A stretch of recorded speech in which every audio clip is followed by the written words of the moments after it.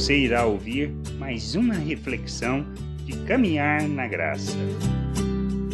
Pedro, ensinando em sua carta, fala algo muito importante que a gente precisa refletir, pois não importa o resultado, e sim as nossas ações. O resultado nós não podemos controlar, mas o que fazemos, o que falamos, a maneira como vivemos, sim, isto faz diferença, e isso nós controlamos quando entendemos que dependemos de Deus e quem somos nele, a maneira como nós devemos viver. Lá na primeira carta, no capítulo 3, do versículo 13 ao 18, ele afirma: Ora, quem é que vos há de maltratar, se fordes zelosos do que é bom? Mas ainda que venhais a sofrer por causa da justiça, bem-aventurados sois.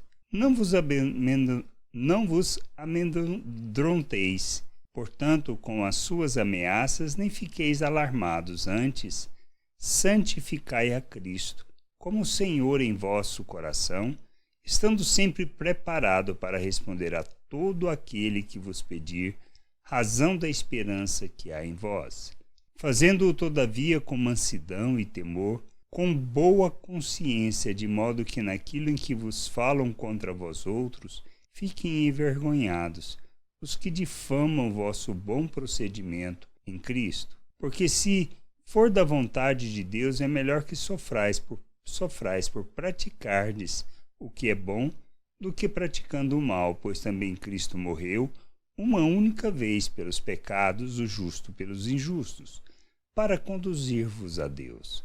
Mortos sim, na carne, mas vivificados no Espírito. Essa é a consciência que nós precisamos ter, pois não depende do outro para revelarmos Deus.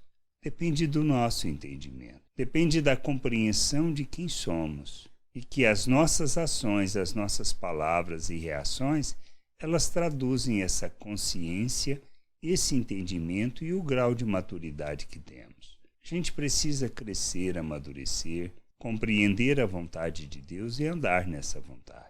Nós somos chamados não para andarmos segundo a carne, não para respondermos segundo a carne, mas para respondermos segundo Cristo Jesus, o modelo que ele nos deixou, o seu exemplo. Sermos luz no mundo, revelarmos o Pai, implica em andarmos segundo os valores eternos, implica em manifestarmos as virtudes de Deus. Mas para que a gente possa fazer isso de maneira consciente, com entendimento, precisamos compreender quem somos, o que recebemos de nosso Deus, e certos de que o resultado de nossas ações glorificarão a Deus em tudo o que fizermos, pois fomos capacitados para isso.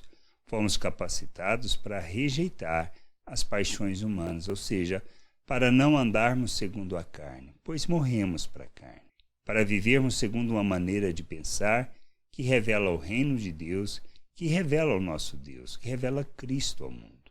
Por isso, se fazemos o bem, é nossa responsabilidade fazer.